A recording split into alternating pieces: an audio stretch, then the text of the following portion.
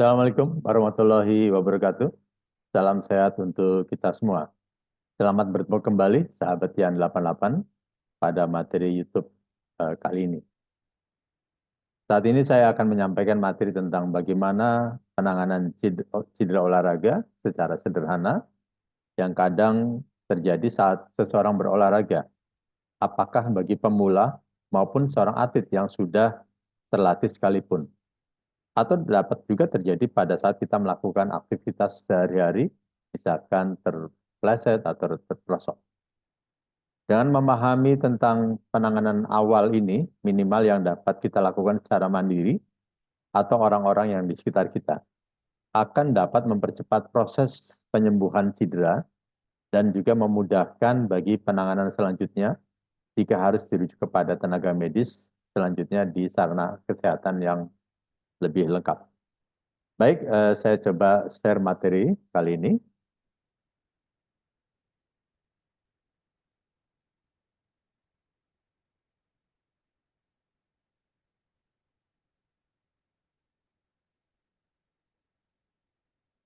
Ya, mudah-mudahan sudah terlihat ya. Baik, diawali pada slide ini, tentunya kita perlu memahami terjadinya proses kalau ada trauma atau trauma kecil sekalipun dalam tubuh kita. Bisa berupa benturan atau ruda paksa seperti yang pernah saya jelaskan pada materi sebelumnya tentang cedera olahraga. Jika terjadinya trauma atau mikrotrauma, pasti akan terjadi perdarahan di bawah kulit kita atau di bawah otot, atau pada penyambung antara otot dengan tulang yang sering disebut dengan tendon, sebagai trauma jenis sprain, atau antara tulang dengan tulang yang disebut dengan ligamen sebagai trauma jenis strain yang pernah saya sampaikan pada materi-materi sebelumnya. Perdarahan yang terjadi pada persendian atau hemartrosis dan pada jaringan otot atau tendon atau hematom akan menyebabkan pengumpulan cairan pada sendi atau efusi, begitu juga pada jaringan. Sehingga berbagai sumber terjadinya proses menjadi suatu proses peradangan dengan adanya ciri-ciri pembengkakan, nyeri, dan kekakuan atau spasme. Jika trauma atau mikrotrauma terjadi berulang atau berlarut-larut dengan proses penyembuhan yang tidak sempurna, dapat menimbulkan suatu jaringan parut, sehingga makin menimbulkan kekakuan atau keterbatasan gerak sendi, apalagi jika makin tidak digunakan karena ada rasa nyeri. Lama-lama akan menimbulkan atrofi atau pengecilan dari bagian yang trauma tadi, sehingga kekuatannya lambat laun pun juga akan berkurang. Inilah proses selama terjadinya cedera, mulai dari yang bersifat akut atau bisa menjadi kronik karena berulang. Dalam menghadapi cedera olahraga, ada beberapa prinsip dasar yang harus kita pahami. Yang pertama adalah meminimalisasi luasnya cedera dengan mengistirahatkan bagian yang cedera. Yang kedua, menurunkan derajat nyeri dan peradangan yang terjadi. Nanti mungkin bisa kita ikuti slide-slide berikutnya. Yang ketiga, tentunya dengan mempercepat proses penyembuhan dengan kedisiplinan terapi. Dan yang keempat, dengan tetap memelihara kelenturan sendi serta kekuatan juga kekebugaran, khususnya pada bagian tubuh yang tidak cedera, serta secara bertahap pada bagian yang cedera. Kemudian menyegerakan kembali berolahraga atau beraktivitas fisik, serta memeriksa kembali atau cek ulang, serta mengoreksi apa-apa saja yang menjadi penyebab dari cedera tadi, sehingga kita bisa mencegah terjadinya cedera pada penyebab yang sama. Nah, mulailah kita mempelajari bagaimana penanganan cedera secara sederhana yang dilakukan oleh siapa saja dengan singkatan yang mudah dihafal, yaitu RICE, yaitu R terdiri dari rest atau istirahatkan daerah yang cedera, kemudian I atau ice, yaitu kompres atau dinginkan dengan S, atau yang suhunya dingin, kemudian C, compression atau balut tekan, serta yang E adalah elevation. Tinggikan bagian yang cedera. Jadi ini mudah-mudahan bisa dihafal oleh sahabat-sahabat sekalian, terapi RISE yang cukup sederhana.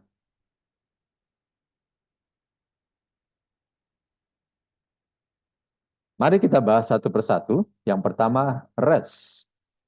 Istirahatkan, terutama pada kejadian trauma yang akut. Juga perlu mengistirahatkan bagian tubuh yang cedera. Sehingga jika yang cedera pada tungkai atas atau tungkai bawah, sebenarnya kita masih bisa tetap mengaktifkan atau menggerak-gerakkan bagian tubuh bagian atas atau lengan walaupun di tempat tidur sekalipun. Begitu juga jika cedera pada sisi kiri atau kanan anggota tubuh kita masih bisa menggerakkan sisi sebaliknya yang tidak cedera. Artinya, tidak ada kesempatan kita sama sekali untuk tidak bergerak.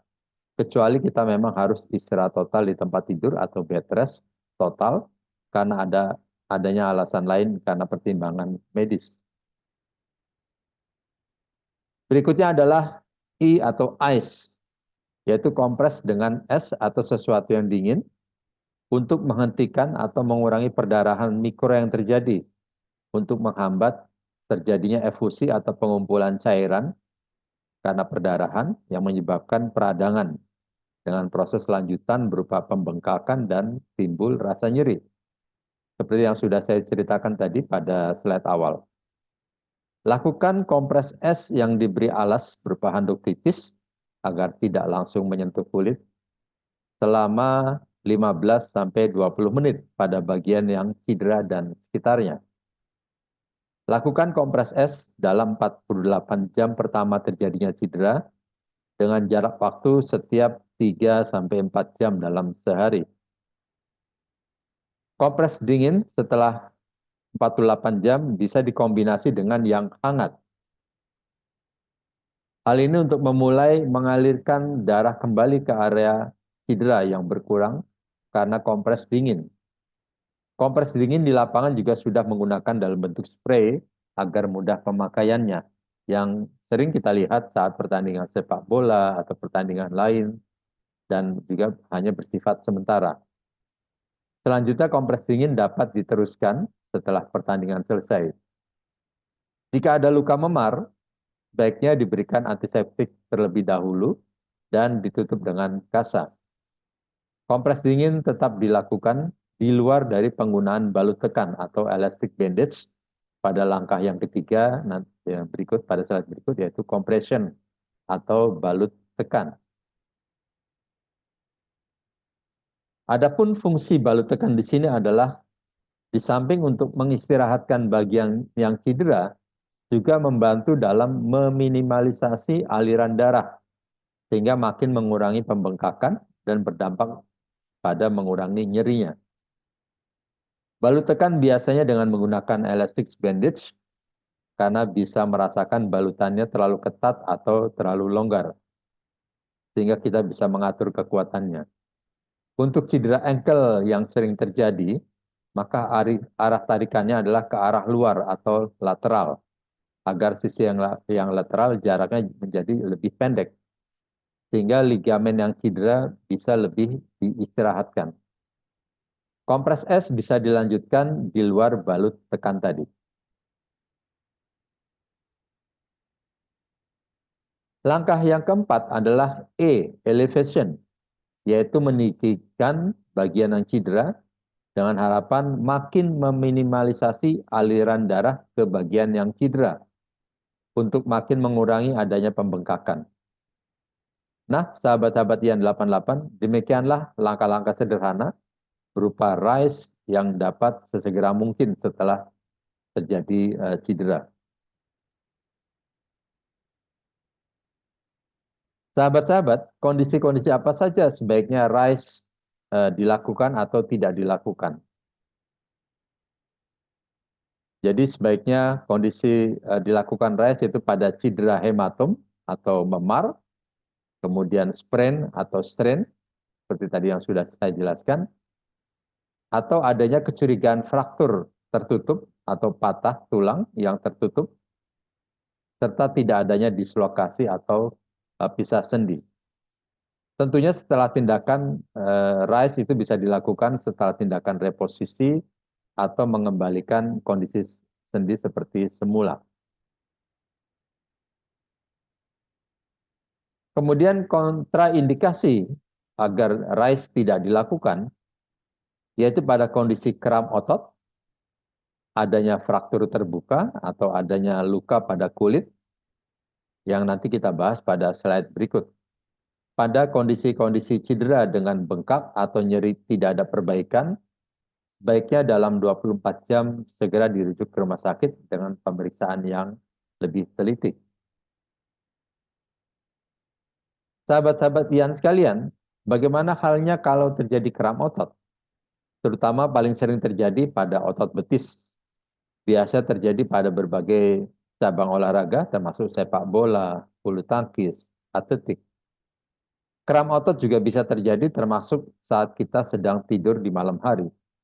Penyebabnya karena adanya gangguan sirkulasi darah pada otot, terutama karena penimbunan asam laktat yang berlebihan akibat kelelahan otot, sehingga terjadi gangguan elektrolit berupa kekurangan cairan elektrolit.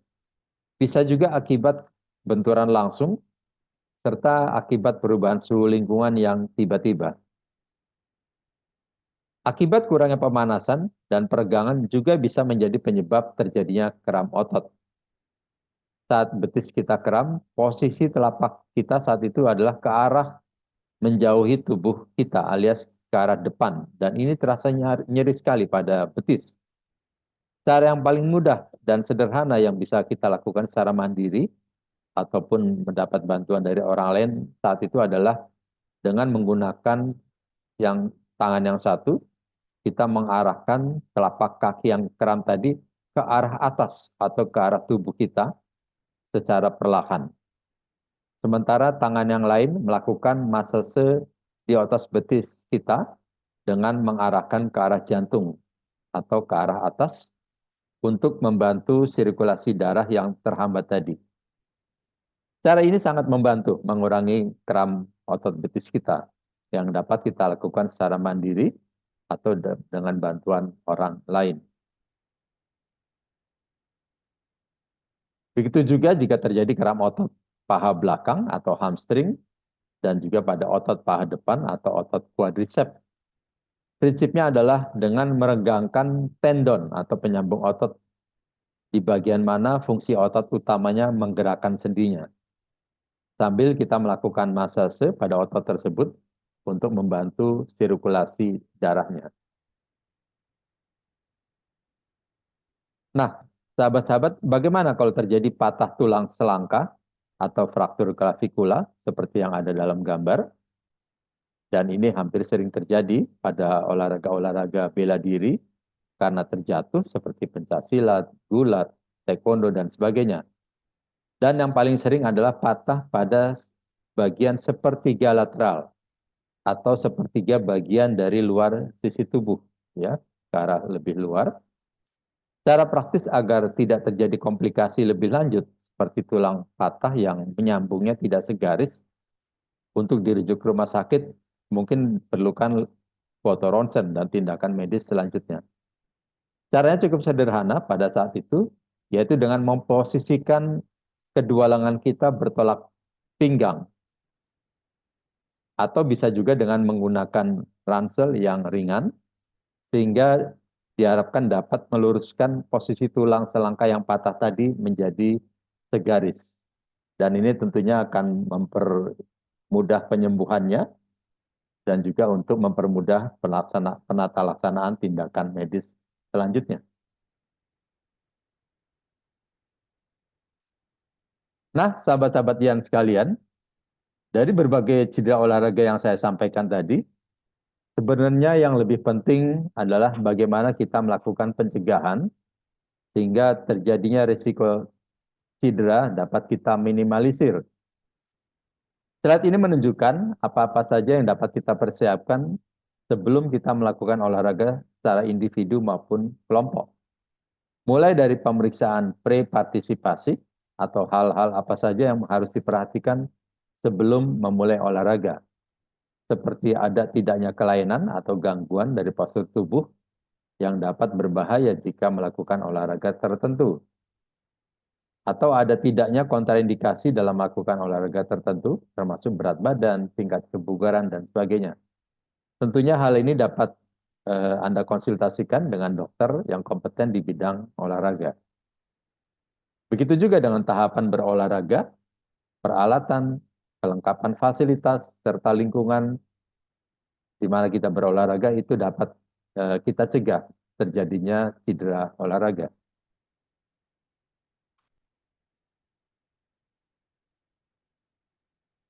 Slide ini menunjukkan beberapa hal yang perlu menjadi perhatian kalau kita mau serius dalam berolahraga, seperti bagaimana jenis pakaian olahraganya, satu, khususnya juga perlu pelatih atau tidak, bagaimana untuk memperkuat otot yang tetap dibutuhkan, cara dan teknik latihan yang benar, kecukupan minum atau cairan, serta beberapa hal lain yang perlu kita siapkan.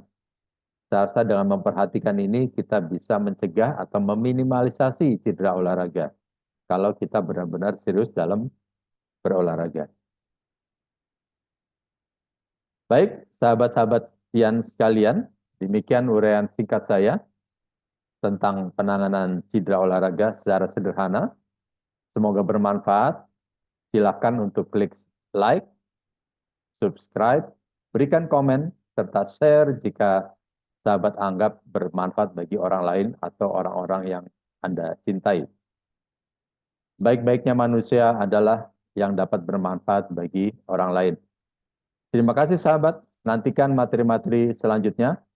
Wabillahi taufiq wal hidayah. Wassalamualaikum warahmatullahi wabarakatuh.